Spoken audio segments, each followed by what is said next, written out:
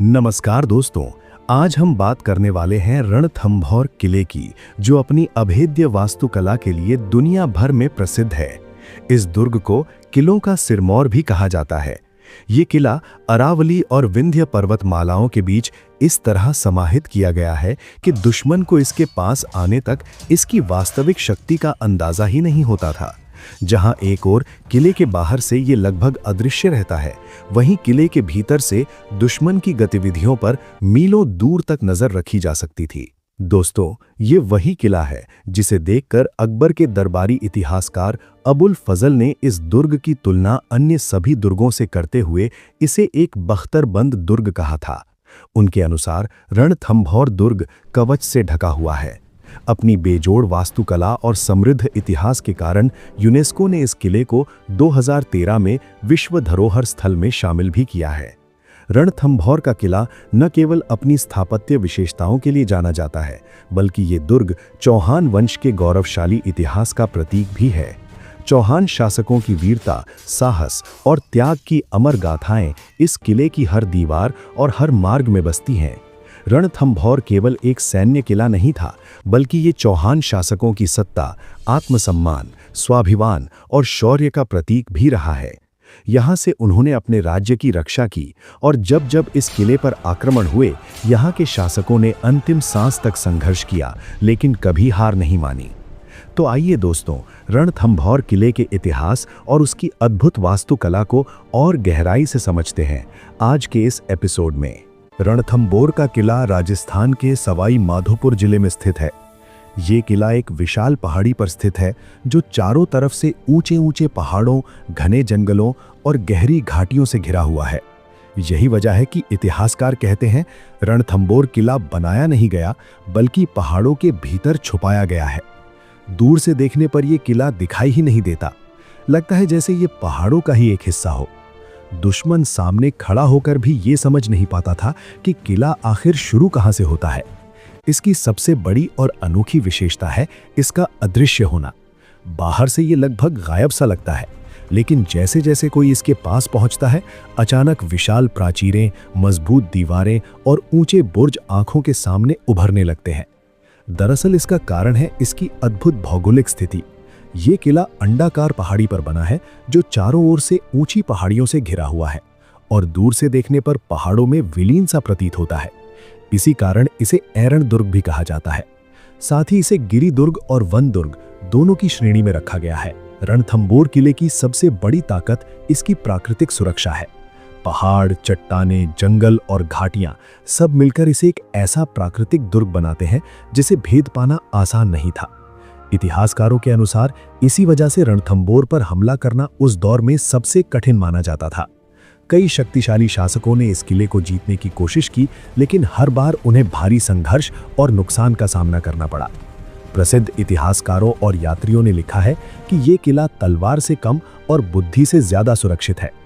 किले के रास्ते इतने संकरे और घुमावदार हैं कि बड़ी से बड़ी सेनाएं भी यहां पहुंचकर अपनी ताकत खो बैठती थीं, जबकि ऊंचाई पर तैनात प्रहरी दुश्मन की हर गतिविधि मीलों दूर से ही देख लेते थे।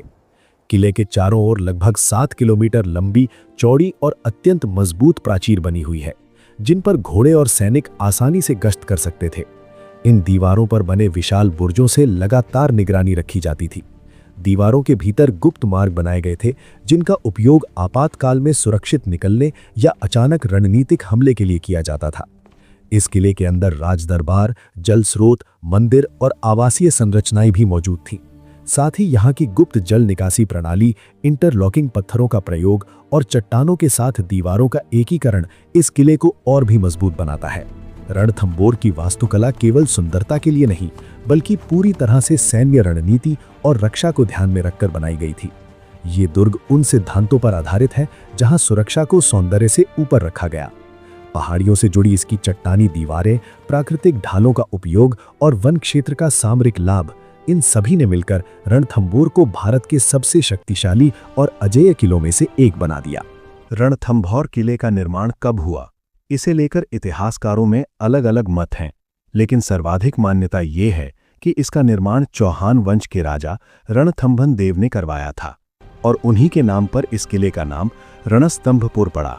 जो कालांतर में रणथंभौर कहलाया। और ऐसा भी कहा जाता है कि इस दुर्ग का वास्तविक नाम रणतहपुर या रंतपुर है, जिसका अर्थ है रण की घाटी में स्थित नगर। दरअसल ये किला रण एवं थम नामक दो पहाड़ियों पर स्थित है। रण उस पहाड़ी का नाम है जो किले के ठीक नीचे स्थित है, एवं थम उस पहाड़ी का नाम है जिस पर यह किला बना हुआ है।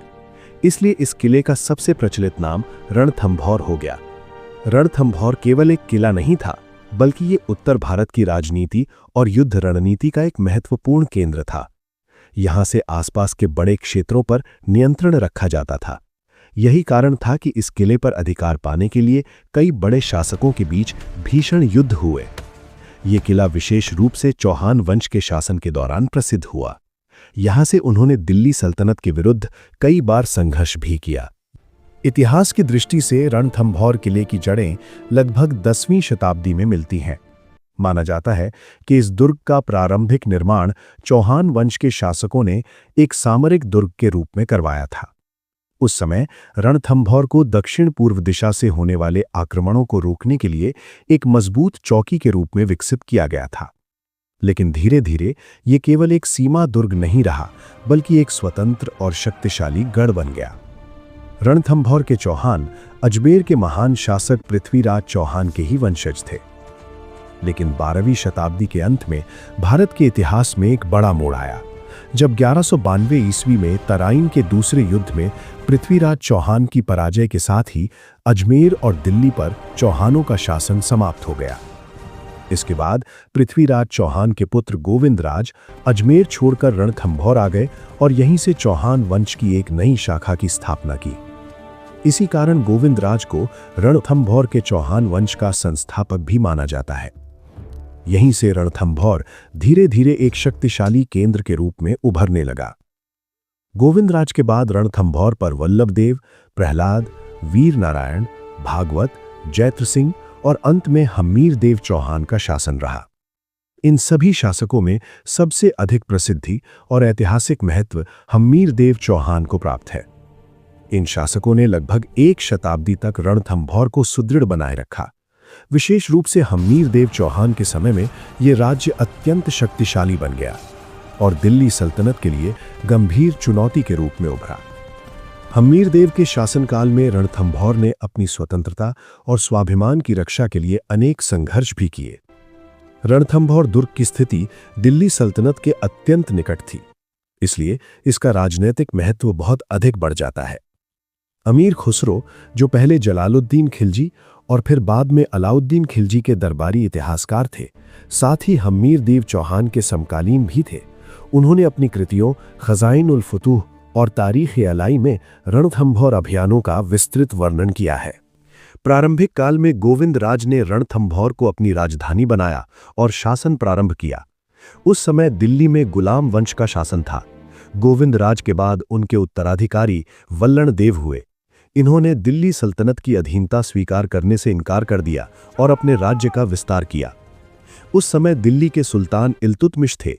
इल्तुतमिश ने रणथंभौर पर आक्रमण किया, जिसके परिणाम स्वरूप वल्लणदेव को रणथंभौर छोड़कर जंगलों में शरण लेनी पड़ी। उन्होंने अधीनता स्वीकार करने के बजाय संघर्ष का मार्ग चुना। वल्लणदेव के बाद प्रहलाद शासक बने और उन्होंने भी जंगलों में रहकर दिल्ली सल्तनत के विरुद्ध संघर्ष जारी रखा। इसके बाद वीर नारायण शासक बने और इल्तुतमिश से इनका भी टकराव हुआ। ये चौहानों के लिए एक कठिन समय था। इसके बाद वाघभट्ट शासक बने और इन्होंने भी दिल्ली सल्तनत के विरुद्ध संघर्ष जारी रखा। लेकिन इसी बीच 1236 ईस्वी में इल्तुतमिश की मृत्यु के बाद दिल्ली की राजनीति में अस्थिरता उत्पन्न हो गई। दरअसल इल्तुतमिश ने अपनी पुत्री रजिया को उत्तराधिकारी घोषित किया था, किंतु अमीरों ने एक महिला का शासन स्वीकार करने से इनकार कर दिया और रुकनुद्दीन फिरोज को सुल्तान बना दिया। लेकिन रुकनुद्दीन अयोग्य सिद्ध हुआ, इसलिए 1236 ईस्वी में ही उसे पद से हटाकर रजिया सुल्तान को गद्दी पर बैठाया गया। रजिया ने 1236 से 1240 ईस्वी तक शासन किया, किंतु उसे भी आंतरिक विरोध का सामना करना पड़ा। दिल्ली की सुल्तान रजिया अपने आंतरिक संघर्षों में उलझी रहीं और रणथंभौर जैसे दूरस्थ दुर्ग पर विशेष ध्यान नहीं दे सकीं। साथ ही रणथंभौर को नियंत्रित रखना दिल्ली के लिए आर्थिक दृष्टि से काफी कठिन सिद्ध हो रहा था। दिल्ली की इस राजनीतिक अस्थिरता का लाभ उठाकर वाघभट्ट ने रणथंभौर दुर्ग को घेर लिया और दुर्ग पर पूर्णतः वाघभट्ट का अधिकार हो गया और वह स्वतंत्र शासक के रूप में शासन करने लगे। इस प्रकार रणथंभौर पुनः चौहानों के नियंत्रण में आ गया। वाघभट्ट के बाद 1250 ईस्वी में जैत्र सिंह रणथंभौर के शासक बने। ये एक प्रतापी शासक थे। इनका शासनकाल कुल 32 वर्षों का था, इसलिए इनके 32 वर्षीय शासन के प्रतीक के रूप में 32 खंभों की छतरी भी बनवाई गई थी, जिसे 32 खंभों वाला छत्र भी कहा जाता है। इसे न्याय की छतरी भी कहते हैं, क्योंकि यहीं बैठकर राजा न्याय करते थे। इस समय दिल्ली में नासिरुद्दीन महमूद का शासन था। नासिरुद्दीन महमूद ने रणथंभौर को पुनः जीतने का प्रयास किया और अपने शक्तिशाली सेनापति बलबन को रणथंभौर पर आक्रमण के लिए भेजा। ऐसा कहा जाता है कि रणथंभौर को जीतने से पहले झाइन दुर्ग को जीतना आवश्यक था, जिसे रणथंभौर की चाबी माना जाता था। बलबन ने झाइन दुर्ग पर तो अधिकार कर लिया, किंतु वह रणथंभौर को जीतने में सफल नहीं हो सका। इस प्रकार जैत्र सिंह ने दिल्ली की शक्ति का सफलतापूर्वक सामना किया। जैत्र सिंह के बाद 1282 ईस्वी में हम्मीर देव चौहान रणथंभौर के अगले शासक बने। यहीं से रणथंभौर के इतिहास का सबसे महत्वपूर्ण अध्याय शुरू होता है। हम्मीर देव चौहान का शासनकाल 1282 ईस्वी से 1301 ईस्वी तक रहा। इन्हें अपने संकल्प और पराक्रम के लिए जाना जाता है। इनके शासनकाल में रणथंभौर, जो पहले एक छोटा सा राज्य था, वो अब एक विशाल और शक्तिशाली राज्य में बदल गया। हम्मीर देव चौहान ने अपने राज्य का विस्तार दूर दूर तक किया। इन्होंने आबू, वर्धनपुर, पुष्कर, चंपा, बलबन, शिवपुर और मालवा जैसे क्षेत्रों को जीतकर रणथंभौर को एक छोटे राज्य से एक बड़े साम्राज्य में बदल दिया। इन विजय अभियानों के बाद हम्मीर देव चौहान ने 9 कोटि यज्ञ का आयोजन भी करवाया था। इस प्रकार का यज्ञ सामान्यतः कोई छोटा राजा नहीं कर सकता था। ये केवल वही शासक कर सकता था जिसने विशाल भूभाग पर विजय प्राप्त की हो। इस यज्ञ को पंडित विश्वरूप ने संपन्न कराया था। ये यज्ञ इस बात का प्रतीक था कि रणथंभौर अब एक बड़ा और स्वतंत्र साम्राज्य बन चुका है। लेकिन अब प्रश्न उठता है कि हम्मीर देव चौहान को अपने राज्य का इतना विस्तार करने का अवसर मिला कैसे? क्या दिल्ली सल्तनत ने इसका विरोध नहीं किया? दरअसल उस समय दिल्ली में राजनीतिक अस्थिरता चल रही थी। 1287 ईस्वी में सुल्तान बलबन की मृत्यु हो गई और उसकी मृत्यु के बाद दिल्ली में आपसी संघर्ष और सत्ता के लिए उठापटक चल रही थी। इसी अस्थिरता का लाभ उठाकर हम्मीर देव ने अपने राज्य का विस्तार किया। बलबन की मृत्यु के बाद गुलाम वंश का पतन हो गया और 1290 ईस्वी में दिल्ली में खिलजी वंश की स्थापना हुई और जलालुद्दीन खिलजी दिल्ली का सुल्तान बना। जलालुद्दीन खिलजी ने 1291 और 1292 ईस्वी में रणथंभौर पर 2 बार आक्रमण किया, लेकिन दोनों बार ही उसे पराजय का सामना करना पड़ा। जलालुद्दीन खिलजी ने 1291 में रणथंभौर पर पहला आक्रमण किया। इस दौरान उसने पहले झाइन के दुर्ग को जीत लिया। इसलिए हम्मीर देव चौहान ने गुरुदास सैनी के नेतृत्व में अपनी सेना भेजी। गुरुदास सैनी और जलालुद्दीन खिलजी की सेना के बीच युद्ध हुआ। इस युद्ध में गुरुदास सैनी की मृत्यु हो गई। हालांकि झाइन दुर्ग पर अधिकार करने के बाद भी जलालुद्दीन खिलजी रणथंभौर के मुख्य दुर्ग को नहीं जीत सका। इसके बाद 1292 ईस्वी में जलालुद्दीन खिलजी ने पुनः आक्रमण किया और लंबे समय तक दुर्ग को घेर कर रखा, लेकिन सफलता नहीं मिली। अंततः उसे वापस लौटना पड़ा। कहा जाता है कि जब उसके सेनापति मलिक अहमद ने उससे पूछा कि दुर्ग जीते बिना वापस क्यों जा रहे हैं, तो जलालुद्दीन खिलजी ने कहा कि मैं ऐसे 10 दुर्गों को मुसलमान के एक बाल के बराबर भी नहीं समझता। ये कथन दर्शाता है कि रणथंभौर किले की संरचना कितनी जटिल रही होगी। इसके बाद 1296 ईस्वी में अलाउद्दीन खिलजी दिल्ली का सुल्तान बना और यहीं से रणथंभौर और अलाउद्दीन खिलजी के बीच संघर्ष की अगली और निर्णायक कहानी शुरू होती है। अलाउद्दीन खिलजी और हम्मीर देव चौहान के मध्य कुल 4 बार युद्ध हुआ, जिसमें अंतिम प्रयास में स्वयं सुल्तान को रणथंभौर आना पड़ा। प्रारंभिक 3 अभियानों में तुर्की सेना को असफलता मिली और केवल असफलता ही नहीं, बल्कि उनका प्रमुख सेनापति नुसरत खान भी मारा गया।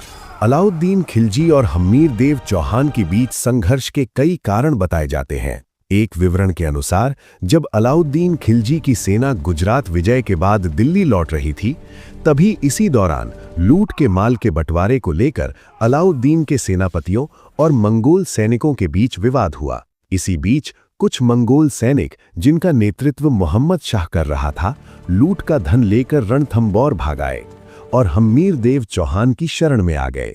हम्मीर हट में भी मंगोलों को शरण देना ही युद्ध का कारण बताया गया है, लेकिन अमीर खुसरो के अनुसार दक्षिण की ओर विस्तार की नीति के लिए रणथंभौर को जीतना रणनीतिक रूप से आवश्यक था। रणथंभौर के पहले अभियान में उलूग खान और नुसरत खान ने बनास नदी के पास डेरा डाला और आसपास के क्षेत्रों में लूटपाट कर हम्मीर देव को युद्ध के लिए उकसाया। हम्मीर देव ने अपने सेनापति भीम सिंह और धर्म सिंह को भेजा, जिन्होंने तुर्की सेना को परास्त कर उनका लूट का माल छीन लिया। किंतु लौटते समय हिंदुवाट घाटी में अल्प खान की टुकड़ी के हमले में भीम सिंह की मृत्यु हो गई। इसके बाद आगे के संघर्षों में हम्मीर देव के भाई वीरमदेव, रणमल, रतिपाल आदि ने तुर्कों को परास्त कर उनके कुछ तुर्क सैनिकों को बंदी भी बना लिया। बाद में अलाउद्दीन ने संधि का प्रस्ताव रखा, जिसे हम्मीर देव ने अस्वीकार कर दिया। हालांकि तुर्कों ने सुरंगें खोदकर दुर्ग के समीप पहुंचने का प्रयास जारी रखा, किंतु दुर्ग से जलते हुए पदार्थ निरंतर फेंके जाते रहे और एक जलता हुआ पदार्थ नुसरत खान पर गिरने से उसकी मृत्यु हो गई, जिससे तुर्की सेना में भगदड़ मच गई और पूरी सेना को पीछे हटना पड़ा। इस प्रकार प्रारंभिक 3 प्रयासों में पराजय के बाद अंततः अलाउद्दीन खिलजी को स्वयं रणथंभौर अभियान का नेतृत्व करना पड़ा। इसके बाद 1301 ईस्वी में अलाउद्दीन खिलजी स्वयं रणथंभौर पर आक्रमण करने के लिए विशाल सेना लेकर आया। ये उसका चौथा और निर्णायक अभियान था। इस बार उसने निश्चय कर लिया था कि बिना विजय प्राप्त किए वो वापस नहीं लौटेगा। लंबे समय तक चली घेराबंदी के बाद अंततः जुलाई 1301 ईस्वी में रणथंभौर दुर्ग पर अलाउद्दीन खिलजी का अधिकार स्थापित हो गया। इस बार अलाउद्दीन खिलजी विशाल सेना के साथ आया था, इसलिए खुले मैदान में उसका सामना करना संभव नहीं था। इसलिए हम्मीर देव चौहान ने दुर्ग के द्वार बंद कर भीतर से ही प्रतिरोध करने की नीति अपनाई। दुर्ग में खाद्य सामग्री का प्रबंध किया गया और शत्रु पर ऊपर से प्रहार किए जाते रहे। पूर्व में नुसरत खां की मृत्यु भी इसी प्रकार हुई थी, किंतु अलाउद्दीन ने लंबे समय तक दुर्ग को घेर कर रखा। जून जुलाई का समय था और वर्षा भी आरंभ हो चुकी थी। बाहर खुले मैदान में डेरा डाले सैनिकों को कठिनाइयों का सामना करना पड़ रहा था। इसी बीच दिल्ली और अवध में विद्रोह की सूचनाएं भी मिलने लगीं। अलाउद्दीन के लिए यह स्थिति अत्यंत चिंताजनक थी, क्योंकि यदि वो बिना विजय किए लौटता तो उसकी प्रतिष्ठा और सत्ता दोनों संकट में पड़ सकती थीं। इसलिए उसने कूटनीति का सहारा लिया। अलाउद्दीन ने रणमल और रतिपाल को अपने पक्ष में मिला लिया और इनके माध्यम से दुर्ग की कुछ सुरक्षा व्यवस्थाएं शिथिल कर दी गईं, जिससे खिलजी सेना को दुर्ग के भीतर प्रवेश करने का अवसर मिल गया। इस प्रकार कूटनीतिक विश्वासघात के कारण दुर्ग की स्थिति कमजोर पड़ गई। वहीं दूसरी ओर दुर्ग के भीतर भी खाद्य सामग्री की कमी होने लगी थी। जब पराजय निश्चित हो गई, तब महिलाओं ने जौहर कर लिया। अधिकांश लोग युद्ध में वीर गति को प्राप्त हुए। बाद में अलाउद्दीन खिलजी ने रणमल और रतिपाल की ये कहकर हत्या करवा दी कि जो अपने स्वामी का न हुआ वो मेरा क्या होगा, और बाद में हम्मीर देव के शरणागत मोहम्मद शाह की भी हत्या करवा दी गई। ये घटना दर्शाती है कि खिलजी ने अपने स्वार्थ की पूर्ति के बाद किस तरह उन्हें समाप्त कर दिया। इस प्रकार 1301 ईस्वी में हम्मीर देव चौहान की वीर गति के साथ ही रणथंभौर में चौहान सत्ता का अंत हो गया और अलाउद्दीन खिलजी का रणथंभौर के दुर्ग पर अधिकार स्थापित हो गया। रणथंभौर के चौहान केवल एक राजवंश नहीं थे, बल्कि वे स्वाभिमान, वीरता और धर्म रक्षा के प्रतीक थे। हम्मीर देव चौहान का संघर्ष और बलिदान भारतीय इतिहास में सदा के लिए अमर रहेगा। दोस्तों, वीडियो अच्छा लगा हो तो वीडियो को लाइक करें, शेयर करें, कमेंट करें और हाँ दोस्तों, चैनल को सब्सक्राइब जरूर कर लें। चलिए मिलते हैं अगले वीडियो में एक और नई कहानी के साथ। तब तक के लिए नमस्कार।